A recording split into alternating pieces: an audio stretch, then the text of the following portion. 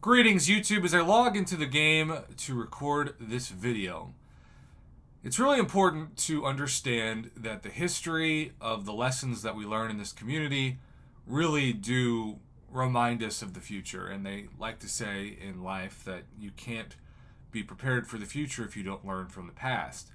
And when it comes to coding in this game, some of you are just stealth observers. I don't know how you do it, but I am so honored that you include me in this communication quite often, where say you'll go to your 6-star champions and maybe for fun, maybe just for coincidence, maybe both, you'll scroll all the way down, and then every once in a while you'll notice something different, like when 6-star Wolverine was randomly coded into the game like on a Wednesday, or maybe it was a Tuesday.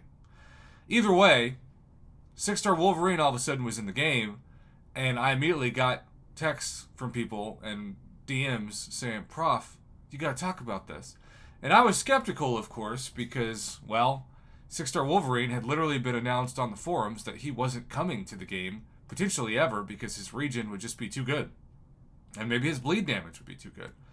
But guess what? Unlike Quake and Magic, 6-star Wolverine is at this moment in the game. Now, I hope that this video ages incredibly poorly. I hope that Quake and Magic become 6 stars, and you can just look back on this if somebody clicked on it and be like, he thought they weren't coming to the game, but they were. But, you know, it's kind of like Wolverine, where eventually, if they come into the game, and Quake, I guess, not as much. Maybe not even Magic, but I think Magic more than Quake would be sort of a little bit outdated. Like if 7 stars are at rank 2 or rank 3, and then they're like, here's a 6-star Magic. You could still use it, it'd still be useful, but it'd be like, why couldn't we have had this 2 years ago? And of course, it's power control. It's all about power control. Magic's one of those champions that literally has aged like a fine wine and might be arguably the best champion they've ever made in terms of durability because she hasn't needed a buff. She used to be the best Alliance War boss in the game before Blade came into it because there's nothing you could really do about Limbo besides just trying to not trigger it or hit into her once it was triggered and you were just going to lose health, you know? Facing Magic pre-Blade and finishing with high health was like almost impossible. And that's why Blade was created, to be a magic stopper, even though he was listed as a defender originally. So, you know, I say this to say Kabam has made weird comments on the forums with words like 7 stars are closer than you think, which sounds more like a riddle than like a newsworthy sentence. But there's a post that has been sent to me at least 3 times by 3 different people. And I'm finally like, you know, I just need to address this in a video. So if you go to the event info page of Battlegrounds points, it starts like any normal event page info. Defeat opponents in different game modes during points for this event. Earn boosted points for winning fights in Battlegrounds or defeating opponents in arenas. Now, if something is going to change in the next month, or at least be announced in the next month, maybe it'll change in 2 months, normally that's when the event information is updated. This is not always the case. Kabam did an incredibly poor job of updating event quest completion points to reflect the new Thronebreaker difficulty, and had to actually add that in after Thronebreaker difficulty went live into the actual description. You still got points for it, you just couldn't see how many each thing was worth. It was coded in, but not listed in the information, which is still very bizarre.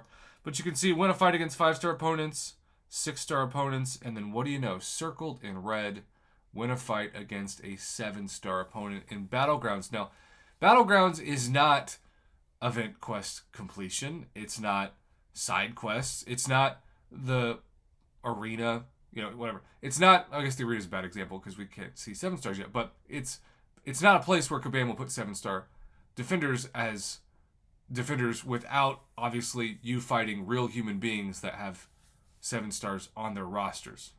As far as I know, you're not supposed to fight anyone in Battlegrounds that's not a real account. That's not, like, you know, one of the fake Kabam accounts.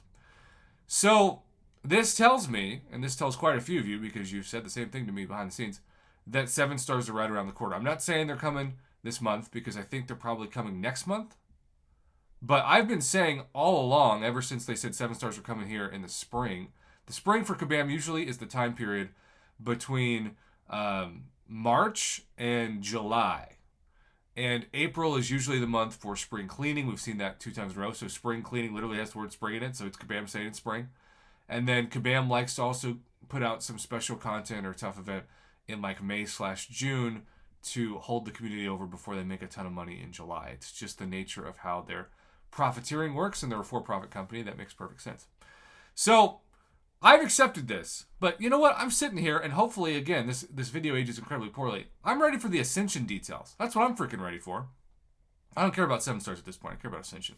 I care about the champions that exist in my roster right now without having to, worry about it. So that's my rant about 7 stars today. Thanks for watching. Have a good one. And as always, I appreciate you clicking on this video and supporting my channel.